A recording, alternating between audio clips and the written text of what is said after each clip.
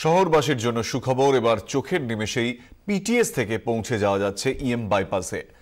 8ই August উদ্বোধনের আগে আজ সকাল 6টা থেকে পরীক্ষামূলকভাবে চালু হয়ে গিয়েছে মা ফ্লাইওভারের এজেসি বোস রোডের যে সংযোগকারী উইং। এই মুহূর্তে সেখানকার ঠিক কি ছবি রয়েছে আমরা আপনাদের সরাসরি নিয়ে যাবো। আমাদের প্রতিনিধি সোমা দাস আমাদের সঙ্গে রয়েছেন।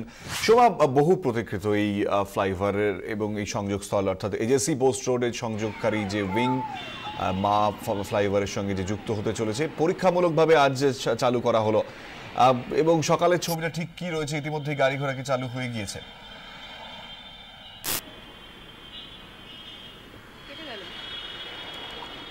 সম্ভবত আমাদের সঙ্গে যোগাযোগ বিচ্ছিন্ন হয়ে গিয়েছে। আপনাদের আরো একবার জানিয়ে রাখি যে শহরবাসীর জন্য সুখবর, এবার চোখের নিমেষে পিটিএস থেকে পৌঁছে যাওয়া যাচ্ছে ইএম বাইপাসে।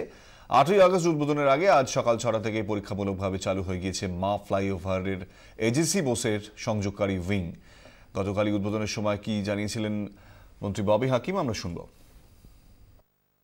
তার সাথে এজেসি বোস ফ্লাইওভারের যে লিঙ্কটা, এটা আমাদের শেষ হয়ে গেছে। অগস্টে যে কোনো দিন আমরা এটা খুলে দেবো। যেটা 7 পয়েন্টে নেবে যানজট হতো, 7 পয়েন্টে নামবার পরে অনেকটা ঘুরে গিয়ে আবার ওই ফ্লাইওভারে উঠতো, এটা ফ্লাইওভার টু ফ্লাইওভার চলে গেলে মানুষের অনেকটা সময়ের সাশ্রয় হবে এবং খুব তাড়াতাড়ি চলে যেতে পারবে।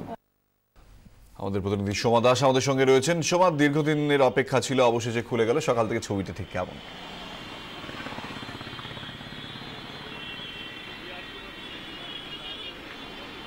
দেখো, এই মহড়া কিন্তু শুরু হয়ে গেছে। অর্থাৎ দেখো, এজেসি বোস রোড ফ্লাইওভারের এই অংশটি দেখো, যেটা সোজাসুজি একেবারেই দেখা যাচ্ছে। অর্থাৎ সংযোগকারী যে উইংসটা রয়েছে সেই কিন্তু রাস্তাটাই খুলে দেওয়া হয়েছে। এই যে পিটিএস অর্থাৎ হসপিটাল রোড থেকে যে সমস্ত গাড়িগুলো আসবে, সেই গাড়িগুলো কিন্তু সোজা এই রাস্তা দিয়েই পৌঁছে যাবে, এই ব্রিজের ওপর দিয়েই কিন্তু সোজাসুজি পৌঁছে যাবে একেবারেই বাইপাসে।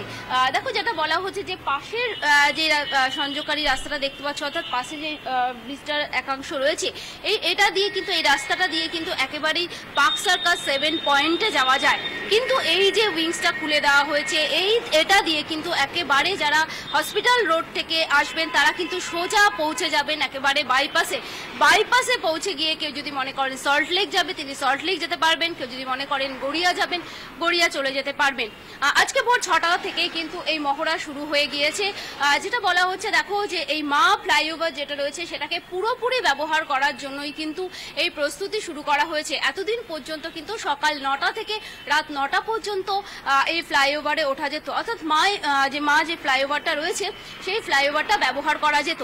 কিন্তু যেহেতু পার্ক সার্কাস 7 পয়েন্টে যে জ্যামটা হয়, সেই জ্যামটা এবং বাইপাসের মুখে যে জ্যামটা হয়, সেই যানজটটাকে কাটাবার জন্যই কিন্তু এই ব্যবস্থা করা হয়েছে।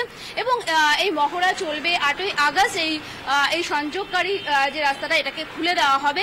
কিন্তু আগে থেকে পরীক্ষামূলকভাবে এটাকে চালু করা হচ্ছে, কারণ সরকার দেখে নিতে চাইছে যে এটাকে খুলে দিয়ে, রাস্তাটা খুলে দিয়ে এটা ব্যবহার করার ফলে কতটা পরিমাণ যানজট পার্ক সার্কাসে যেটা হয় সেটা কমানো যেতে পারে, বা কোনো রকমভাবে যদি কোনো কিছু পরিবর্তনের প্রয়োজন হয় সেক্ষেত্রে তারা ব্যবস্থা নিতে পারবেন। তাই আজ সকাল থেকে কিন্তু এই মহড়া শুরু হয়ে গেছে। কিন্তু যেটা দেখো, এখানে কিন্তু কোনো বড় বাস বা লরি সেগুলোকে উঠতে দেওয়া হচ্ছে না। শুধুমাত্রই কিন্তু প্রাইভেট যে গাড়িগুলো রয়েছে, 4 চাকা রয়েছে, এবং বাইক, মোটরসাইকেল যেগুলো রয়েছে সেগুলোই চলাচল করছে, চলবে আজ সারাদিনই। কিন্তু এক্ষেত্রে জানতে চাইবো যে মা উড়ালপুল উদ্বোধন হওয়ার পর কিছু টেকনিক্যাল ত্রুটি থেকে গিয়েছিল, সে কারণেই কি এই মহড়া? এবং স্বাভাবিকভাবে যেটা তুমি বলছি, অত্যন্ত ব্যস্ত একটা সময় পার্ক সার্কাসকে এড়ানোর এই যে এই উড়ালপুল, সেটা কতটা সফল এবং কতটা বাস্তবিকভাবে এই উড়ালপুলের গুরুত্বটা কতটাই?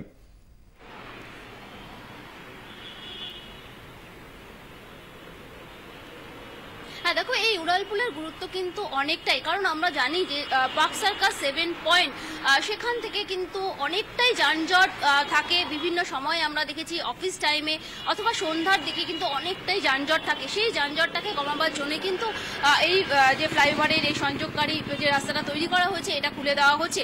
এবং তুমি যে টেকনিক্যাল একটা ফল্টের কথা বলছো, আমরা প্রথম দিকে দেখেছি যখন মা ফ্লাইওভার চালু করা হয়েছে, দুদিক থেকেই যখন গাড়ি যাতায়াত করা হচ্ছিল, তখন কিন্তু অত্যাধিক অত্যাধিক যানজট তৈরি হয়েছিল এবং সেটা পার্ক সার্কাসে সেই যানজট ছিল এবং গাড়ি একেবারেই এগোচ্ছিল না।